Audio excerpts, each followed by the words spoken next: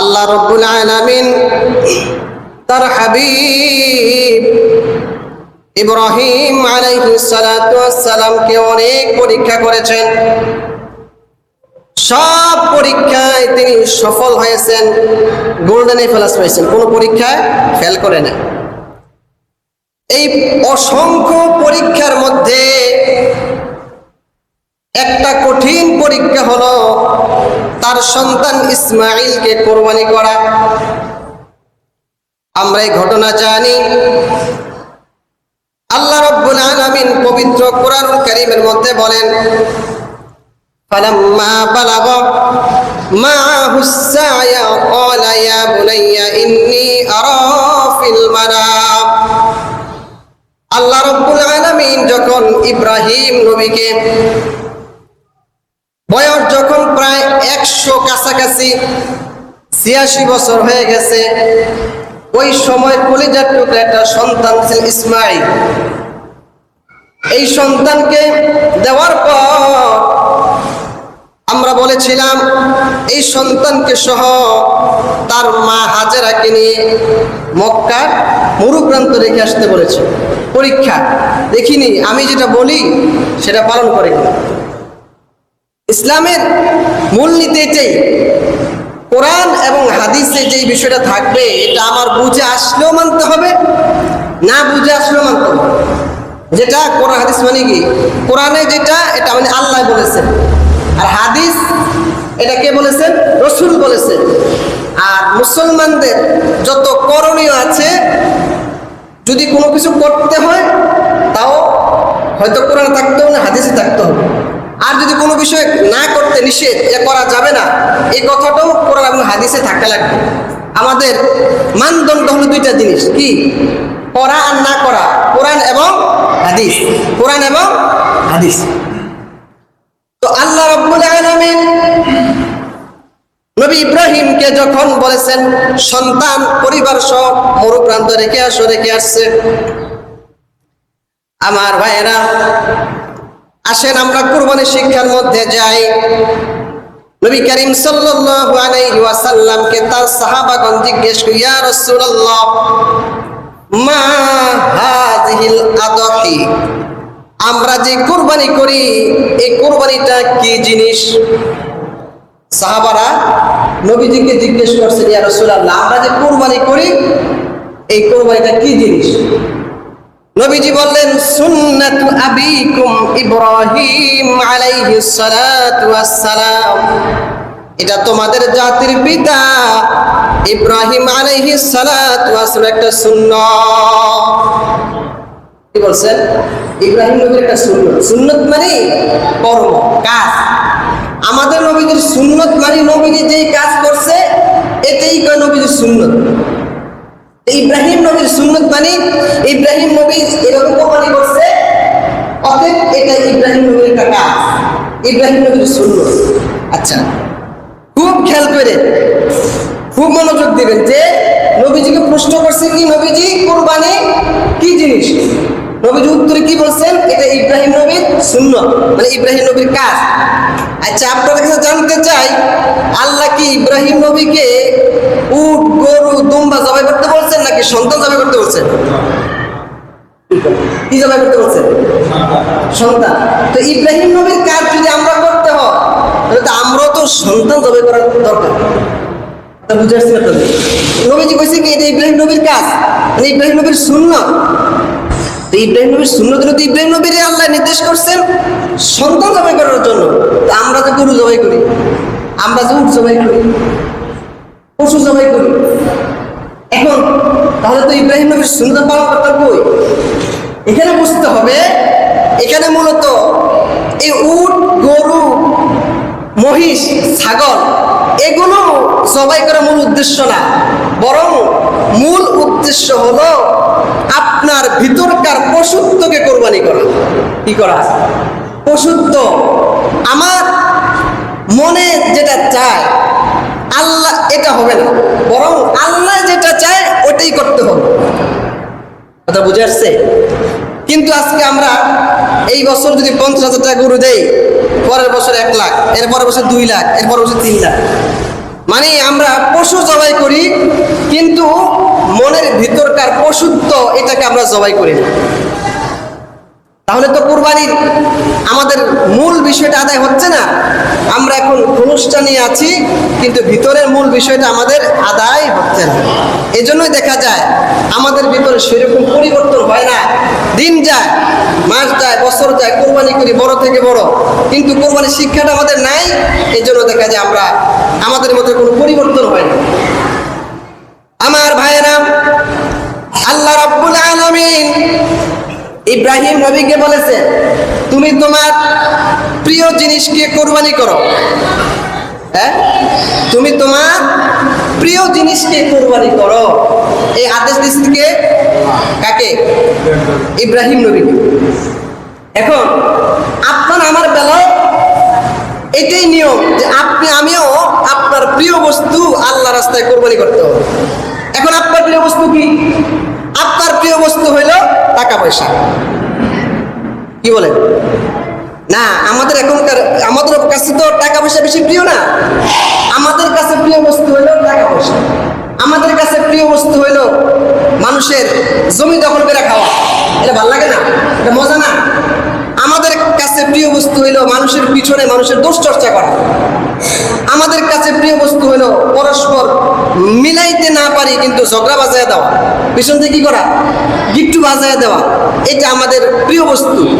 তাহলে আপনি যদি কোরবানির সঠিক শিক্ষা নিতে চান, তাহলে আপনি আপনার নিজের প্রিয় বস্তুকে কোরবানি করতে হবে।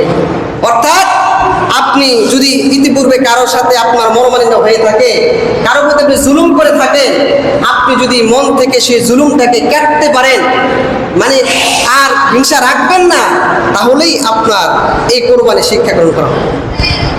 যাকাত, যাকাত দেওয়া কি ফরজ? বিধান টাকার শতকরা কত টাকা? 2.5 টাকা। আর লাখে 2,500 টাকা। এখন আপনার কাছে প্রিয় বস্তু হলো টাকা পয়সা। আল্লাহ বলছেন যাকাত দেওয়ার জন্য। এখন আপনি যদি আল্লাহর বিধান যাকাত পালন করতে না পারেন, আপনার 1 লাখ টাকা থেকে 2,500 টাকা না কাটতে পারেন, তাহলে তো আপনি প্রিয় বস্তু কোরবান করলেন না। তো আপনি কোরবান থেকে কি শিক্ষা গ্রহণ করলেন? তো বুঝে আসছে আপনাদের? আল্লাহর বিধান যাকাত দেওয়া, শতকরা কত টাকা? 2,500 টাকা, লাখে 2,500 টাকা দিবে। এখন আপনি যদি এই টাকা পয়সার মায়া ত্যাগ কইরা যদি আপনি 2,500 টাকা দিতে পারেন, তাহলেই বুঝতে হবে আপনি এবার প্রিয় বস্তু কোরবান করছেন। এইটাই হলো মূল উদ্দেশ্য। যে আমার মনের ভিতরে যদি অহংকার থাকে, অহমিকা থাকে, রাগ থাকে, আমি নিজে বড়ত্ব ভাব, হ্যাঁ আমি নিজেকে নিজে বড় মনে করি, যদি আপনার ভিতরে এই বড়ত্ব ভাবটাকে আপনি কর্তন না করতে পারেন, তাহলে কোরবানির সঠিক শিক্ষা আপনি নিতে পারলেন না। আপনি নিজের ভিতরকার, তাহলে বলতেছিলাম মূল পশুটো এটা তো আল্লাহ পাক দিয়েছেন। ইব্রাহিম নবীর ইসমাইলের পরিবর্তে আল্লাহ আমাদের প্রতি ইহসান করছেন। এজন্য হয়তো আল্লাহ পাক আমাদের কি দিয়েছেন? সন্তানের পরিবর্তে দুম্বা দিয়েছেন। কিন্তু মূলত দুম্বা, উট, গরু, ছাগল এগুলোই জবাই করা মূল উদ্দেশ্য না, বরং এই পশুর চাইতে নিজের ভিতরকার পশুত্বকে, আমিত্বকে, বরত্বকে কোরবান করতে পারলেই আপনার কোরবানির সঠিক শিক্ষা গ্রহণ করা হবে। তা না হলে গোস্ত খাওয়া ছাড়া আর কোনো কিছু হবে না। গোস্ত আমরা অন্য সময় খাই কি খাই না বলেন? গরু কি শুধু কোরবানির সময় জবাই হয় নাকি অন্য সময় জবাই হয়? কথা বলেন, অন্য সময় জবাই হয় না? তাহলে শুধু আবার কোরবানির লেগে একটা পোষ, একটা জবাই, মানে গরুরে জবাই করতে হইব, ছাগলের জবাই করতে হইব, এটা কি বানি নাকি? এটা কোনো ইয়ে আছে নাকি? অন্য সময় তো আমরা গোস্ত খাই। তাহলে আমাদেরকে মূল বিষয় মনে রাখতে হবে যে এই পশু জবাই করে খাওয়া দাওয়াটা আমাদের মূল বিষয় না।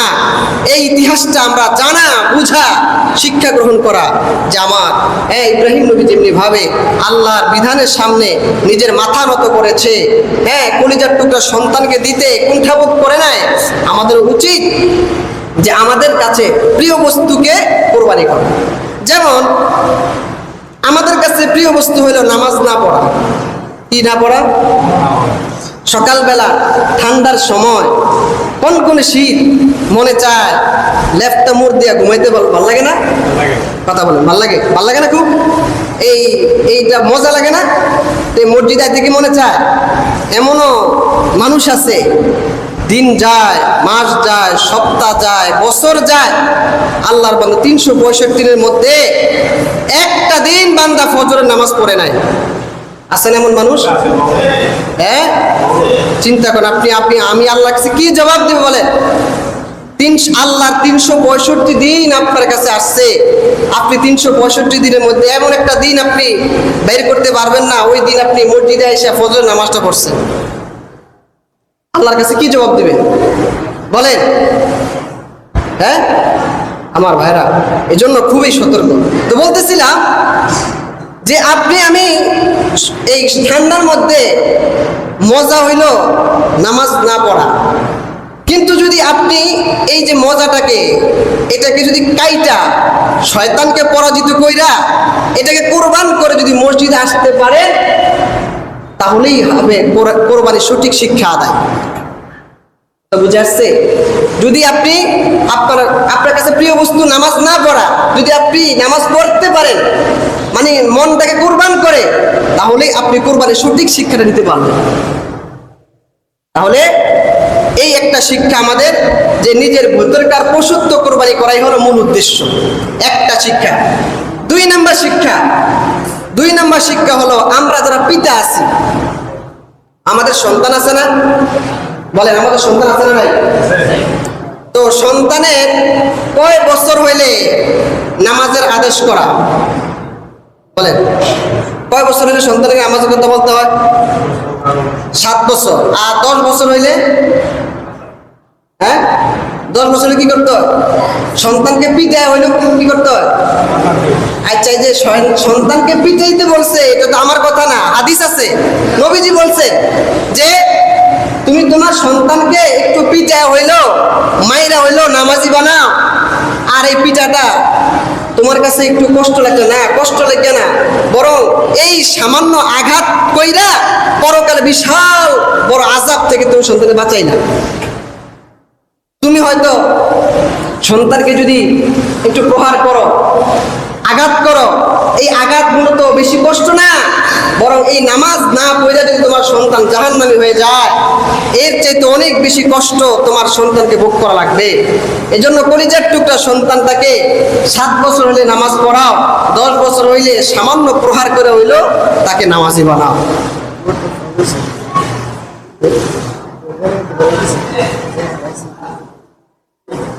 আচ্ছা, ওই দরজার মধ্যে কিছু টাকা পাওয়া গেছে, যদি কারো হয়ে থাকে ইনশাআল্লাহ নিয়ে যাবে। আচ্ছা, তাহলে বাবা হিসেবে আপনার দায়িত্ব কি? সন্তানকে মানুষ করা, সন্তানকে নামাজি বানানো। এখন আচ্ছা, আল্লাহ কইছে 7 বছর, নবীজি কইছে 7 বছর হইলে নামাজের কথা বলো, আর 10 বছর হইলে ওইটা হইলো কি করো? নামাজি বানাও। এখন আপনার সন্তানটা বয়স হয়েছে 20 বছর, এই 20 বছর হয়ে গেছে, এখনো যদি আপনার সন্তান নামাজি হইল না, তাহলে আপনি আল্লাহর আদেশ কি পালন করলেন? অথচ আল্লাহ পাক তার নবী ইব্রাহিমকে বলছেন তুমি তোমার সন্তানকে জবাই করো। কি বলছে? সন্তান কি করো? সন্তান কি করো? জবাই করো। আপনারা কি কইছে? আমাদের নির্দেশটা কি? আমাদের নির্দেশ হলো সন্তানকে জবাই না, বরং নামাজ না পড়লে একটু মারো। আপনি আল্লাহর বিধান, রসুলের বিধানটা তাকে যে একটু মাইরো, নামাজি বানাইলেন না, তাহলে আপনি কি কোরবান করলেন? অথচ এই কোরবানি থেকে আমাদের শিক্ষা হলো আপনি বাবা হিসেবে সন্তানকে আল্লাহর প্রত্যেকটা বিধান পালন করার ক্ষেত্রে তাকে যদি জবাইও করা লাগে, যদি বিধান এমন হয়, তা আপনি বাবা হিসেবে মানতে বাধ্য। আপনার এটুকু হিম্মত থাকতে হবে, যেটা ছিল ইব্রাহিম নবীর মধ্যে। হ্যাঁ, সেটাই তো কথা। আমাদের তো মূল বিষয়টা এই জায়গায়, আমরাই যদি যে আমলটা না করি তাহলে আমরা সন্তানকে বলতে পারবো না। আমি যদি আগে নামাজি হই তাহলে আমার সন্তান বলতে পারবো নামাজ পড়বো। আমি যদি রোজাদার হই তাহলে আমার সন্তান বলতে তুমি রোজাদার হও। এখন আগে সন্তানকে বলার আগে আপনাকে আমাকে সেই কাজটা করতে হবে, তা না হইলে সন্তানকে এই বেটা নিজে খায় বিড়ি, আমার একটা মদ খেতো না। আমি তো বিড়ির দিনে তো মদের মধ্যে আইছি, প্রথমত মদের মধ্যে যাই নাই, আগে তো খাইছিলাম বিড়ি।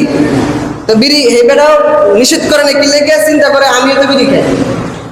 হ্যাঁ, আপনি যে প্রথমেই আপনার সন্তানকে যদি প্রথমেই তো একটা ছেলে আসক্ত হয়ে যায় না, আস্তে আস্তে তো সে খারাপের দিকে যায়।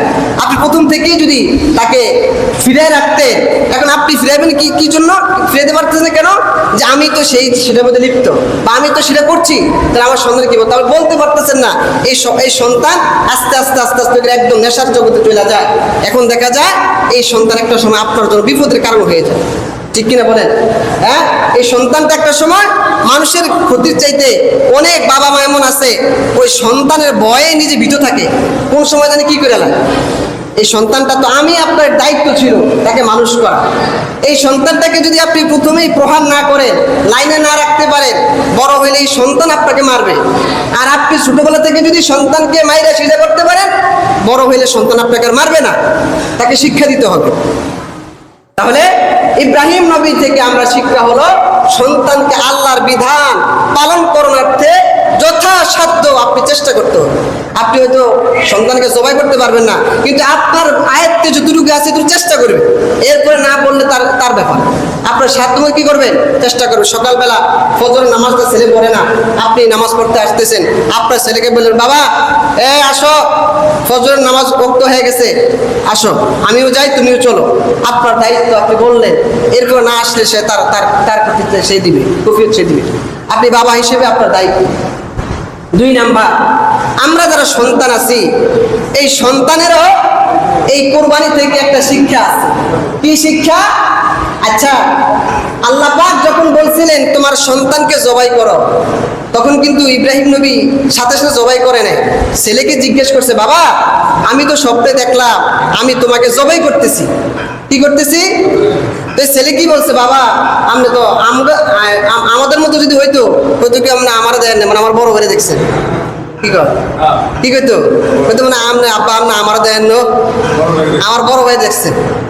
কিন্তু সে কি বলছে, বাবা ইয়া বুনাইয়া ইন্নী আরা ফিল মানাম আন্নী আযবাহুকা ফানজুর মাযা তারা ক্বালা ইয়া আবাতি ইফআল মা তু'মার। বাবা আল্লাহ আপনাকে যে আদেশ দিবেন, আল্লাহ যদি আপনাকে আদেশ করে থাকেন আমাকে জবাই করে দেওয়ার জন্য, বাবা আমি প্রস্তুত, আপনি আমাকে জবাই করে দেন। এই কথাটা কে বলছে বলেন তো? কে বলছে? খুবই গুরুত্বপূর্ণ, আপনারা খুব মনোযোগ দিবে। অন্য দিনের ওয়াজের চাইতে আজকের ওয়াজটা একটু স্পেশাল, একটু চিন্তা করে কথা বলতো গভীরে। দেখেন ছেলে কি বলছে, বাবা আল্লাহ যদি বলে আমাকে জবাই করে দেওয়ার জন্য, তাহলে আপনি দেরি কেন করছেন, আমাকে জবাই করে। আজকে দেখা যায় সন্তানকে যদি বাবা বলে, বাবা এন্দে যাও না, সন্তানের দিকে যায়। কি ইসমাইল তো সন্তান, আপনি আমি তো সন্তান। যুবক ভাইরা যারা আছেন, আপনি আমি তো সন্তান। বাবা বলে, বাবা রাইতে 10টা 9টা 10টার পরে আর বাইরে থাকতো না। আপনি বাবার এমন গালি দিলেন, মা তুল্লা বাপ তুল্লা 14 গোষ্ঠী তুল্লা, বাবার সাথে খারাপ আচরণ করলেন, হ্যাঁ গালি দিলেন। তারপরে এমন অনেক বাবা সন্তান আছে বাপ মারে প্রহার করে, আছে না নাই?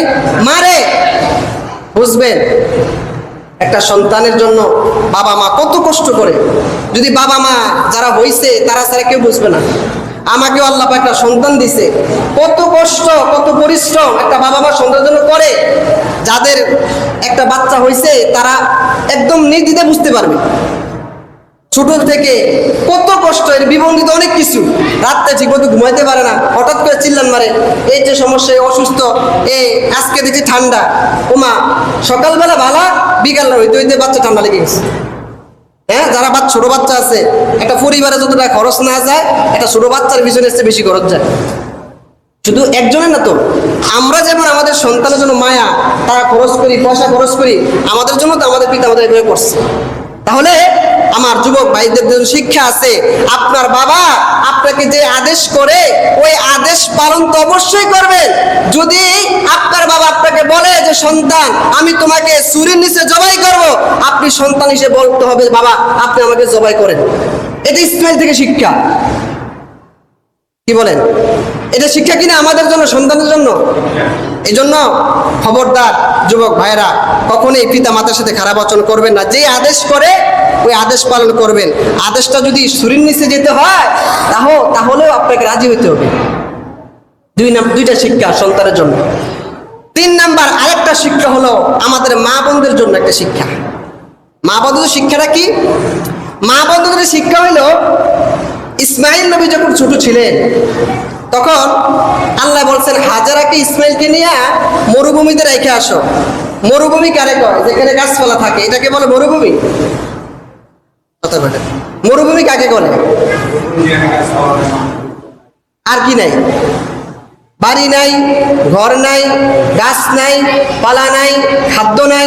যারা আরবে গেছেন বা বাইরে এসে থাকেন, মরুভূমি আর মরুভূমি কোনো কিছুই দেখা যায় না। তো আল্লাহ ইব্রাহিমকে বলছিলেন যে তুমি তোমার স্ত্রীকে আর সন্তানকে নিয়ে তুমি কি করো? মরুভূমিতে রেখে আসো। আচ্ছা, মরুভূমিতে রেখে আসছে একটা ছোট কোলের বাচ্চা শিশু, দিছে কি কয়েকটা খেজুর আর একটু পানি। 2-3 দিন খাইছে, পানি শেষ, খেজুর শেষ। তারপরেও যখন ওই মরুভূমিতে নিয়ে গেছে বলছেন যে আপনি যে আমাদেরকে রেখে যান, এটা কি আপনার পক্ষ থেকে নাকি আল্লাহ বলছে? বলে আল্লাহ বলছে। তাহলে আপনি চলে যান। যে আল্লাহ আমাকে বলছে এখানে রেখে যাইতে, আমার এবং আমার সন্তানের জন্য আল্লাহ যথেষ্ট।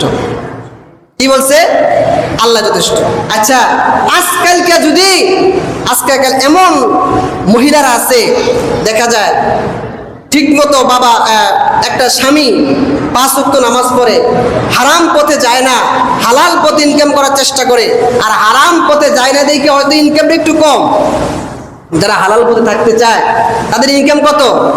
একবারে কম। যারা মনে করেন যে 12,000, 15,000, 16,000 যে বেতনে চাকরি করে, এমনও মানুষ আছে এখানে যারা বিড়ি খায়া 10,000 টাকা মাসে নাই। কি বলেন? আছে না? বিড়ি খায়, এই বিড়ির খরচও দেখা যায় 5-7-10,000 টাকা লেগে গেছে। তারপরে দৈনিক যে নাস্তা করে, কারো নাস্তা খরচে মনে হয় 10-15,000 টাকা। প্রত্যেক এমন ফ্যামিলি আছে 40-50,000 টাকা একটা ফ্যামিলিতে লেগে গেছে। এখন যাদের আলহামদুলিল্লাহ তৌফিক আছে তারাই না পারে, আর যাদের সীমিত আয়ের মানুষ, হ্যাঁ, 10-12-15,000 টাকা বেতন, তারা হয়তো সংসারটা চালাইতে একটু কষ্ট হয়। হ্যাঁ, আপনি দেখেন এখনকার সময় দ্রব্য মূল্যের যে ঊর্ধ্বগতি, আপনি একটা ডিম দিয়া যে মোগলাই, এই মোগলাইটা 70 থেকে 80 টাকা। কি বলেন? হ্যাঁ, 70-80 টাকা। পণ্যের কোনো দাম নাই। আছে? আমার তো মনে হয় কিছুদিন পরে এমন হইব যে একতলায় টাকা দিব আর একতলায় পণ্য দিব, তাও টাকা মনে বেশি দেওয়া লাগবে। কি বলেন? সব জিনিসের দাম এতটা বাড়ছে। আগের 50 টাকা এখন 500 টাকা, এত হাতে লাগে না। কিন্তু আমার ভাইয়েরা, আমার বুঝে দিচ্ছিলাম এটা যে যারা সীমিত আয়ের মানুষ ইসলামের পথে চলার চেষ্টা করে, যারা হালাল পথে চলে, তারা ইনকাম হয়তো কম, হয়তো পরিবারকে গত ঈদে হয়তো নতুন জামা দিছে, এই ঈদে হয়তো দিতে পারেন। এখন আপনি স্বামী মহিলা কি করলেন? হ্যাঁ, আপনার সংসার আইসা জীবনে সুখ দেখলাম না, এমন ঈদ যায় কখনো একটা নতুন পোশাক পরতে পারলাম না। অথচ আপনাকে স্বামী চেষ্টা করে যথাসম্ভব ভালো রাখার জন্য। কি করে চেষ্টা করে না? আপনি হয়তো ইব্রাহিম নবী তার স্ত্রী হাজারাকে নিয়ে আসছে কোথায়? মরুভূমিতে রেখে আসছে। ঘর নাই, বাড়ি নাই, কোনো কিছু নাই, তারপরও ধৈর্য ধারণ করছে। আজকে দেখা যায় আপনাকে আপনার স্বামী চেষ্টা করে 4টা ডাল ভাত খাওয়ানোর জন্য। কি করে? 4টা ডাল ভাত খাওয়ানোর চেষ্টা করে। আমার মা বোন একটু যদি ত্রুটি হয়, তার আমাদের অভিযোগের শেষ নাই, আমাদের অভিযোগের শেষ নাই। আমার ভাইরা, আমার মা বোনেরা, এই হাজারা থেকে আপনাদের শিক্ষা হলো যে স্বামী সর্বাবস্থায় যেই বিধানটা, যেই আদেশটা করে, যদি এটা আমার জন্য একটু কষ্ট হয়, তারপর আল্লাহর দিকে ছায়া ওই বিধানটা আপনাকে পালন করতে হবে। কি করতে হবে? পালন করতে হবে। তাহলে আচ্ছা বলেন তো, এই যে এই কোরবানির ঘটনা থেকে বাবাদের জন্য শিক্ষা আছে না? বলেন, আছে? শিক্ষা আছে? আছে। সন্তান শিক্ষা আছে।